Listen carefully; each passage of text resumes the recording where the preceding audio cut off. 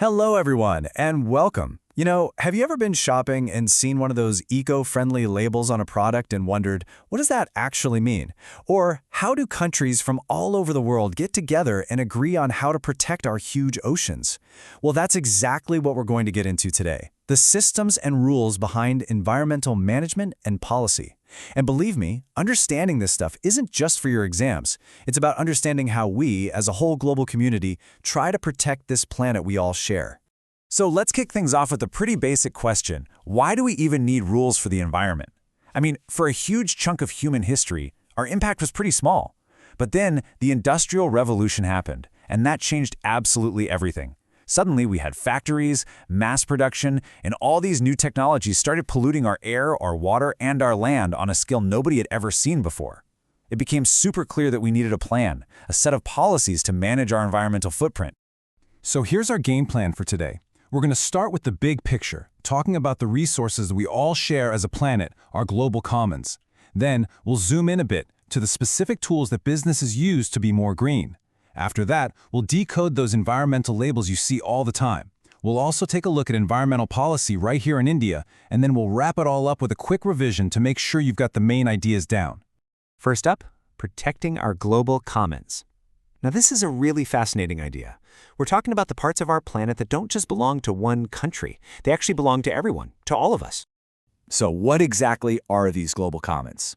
Well, just like the slide says, they're these huge areas and resources that are outside the borders of any single country. You can think of them as our shared global property, like the deep oceans or the air we breathe. No single nation owns them, which means we all have a shared responsibility to take care of them. And to make it a little more real, here are the main examples. You've got the high seas, that's the part of the ocean that's way out past any country's coastline. There's the atmosphere that surrounds our entire planet. Then there's outer space, the entire continent of Antarctica, and yeah, in today's world, even cyberspace is considered a global common.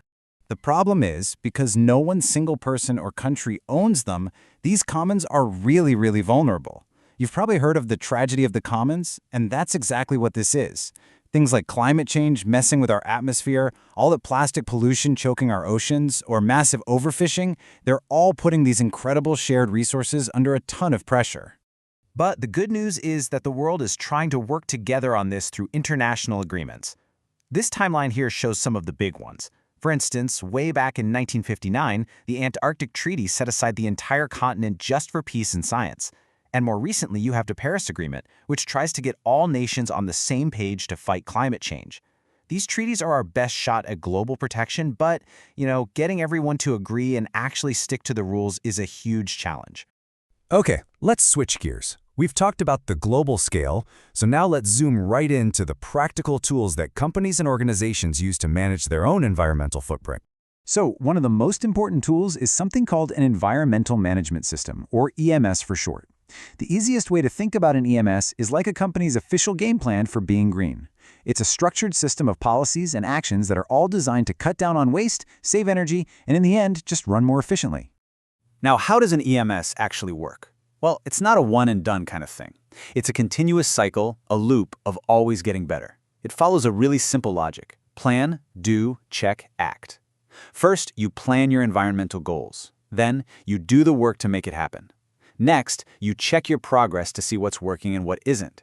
And finally, you act on what you've learned to make the system even better for the next time around. Simple, right? But so powerful. To make sure everyone's using a good system, there are international standards. The most famous of these is the ISO 14000 family. When a company gets an ISO 14000 certification, it's like a stamp of approval. It tells the world, hey, we're serious about our environmental management. It's great for their public image, and honestly, it can even save them money by making them more efficient. The ISO 14000 series covers a whole range of things, from the management system itself to auditing and labeling. But if there's one you should remember, it's ISO 14001. That's the main one. The core standard. It lays out exactly what an organization needs to do to have a proper EMS, and it's the one they can get officially certified for.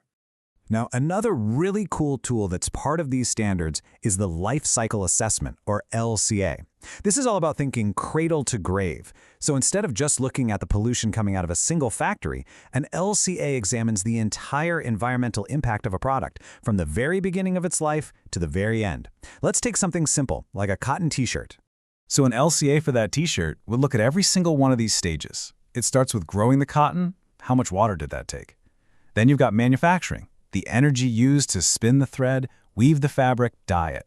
Then there's transporting it to the store, the energy used to wash it over and over. And finally, what happens when you're done with it? Does it get thrown out? Recycled? It's the whole story of that t-shirt's environmental journey. And the last tool in this section is environmental auditing. You can think of this like a regular checkup for a company, or maybe an exam. It's a formal process where auditors come in and check if the company is actually following all the environmental rules and their own EMS policies. It's all about making sure people are doing what they say they're doing. It's about accountability. Okay, let's move on. This next section is about something you probably see all the time, maybe without even thinking about it. We're talking about environmental labels. So, what is the whole point of these labels? Well, it's actually pretty simple. They're designed to give us, the consumers, quick and reliable info. They help us spot the products that are better for the environment so we can make smarter, greener choices when we're out shopping. I bet you recognize some of these, right? You might see a logo on a notebook that tells you the paper came from a sustainable forest, or maybe labels for packaging that can be composted. Just think of them as little shortcuts, visual clues to help you find the more environmentally friendly options on the shelf. All right, let's bring our focus a little closer to home now and talk specifically about environmental policy in India. Now, India has a really long history of respecting nature, but the modern chapter of our environmental laws really kicked off after 1972. India was part of a major UN conference in Stockholm that year, and that was a huge turning point. It really lit a fire and led to the creation of many of the key environmental laws we have today. And this slide lists some of the heavy hitters, the most important laws that came out of that period. For example, we have the Water and Air Acts, which were created to directly tackle pollution by setting standards for industries. The Wildlife Protection Act is so important for protecting our incredible biodiversity and endangered animals. And then there's the big one, the Environment Protection Act of 1986. This one is like a giant umbrella law that covers all sorts of environmental issues that the other more specific acts might not. Okay, we have covered a lot today. So let's wrap things up with a quick revision, just to make sure all these key ideas are fresh in your mind, especially for your exams. So let's run through the main takeaways. First, global commons are those shared resources, like the oceans and the atmosphere, that need everyone to cooperate.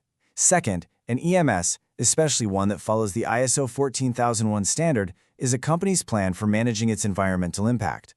Third, an LCA is that complete cradle-to-grave look at a product's entire footprint. Fourth, those eco-labels are there to help us make better choices. And finally, India has a solid legal framework with acts for water, air, and overall environmental protection. And that brings us to one last question for you to think about. Now that you get the systems, the labels, and the policies, how can you use all this knowledge to make a difference, even in small ways in your own daily life? For more clear explanations and daily IGNOU videos, subscribe to IGNOU Minds Decoded.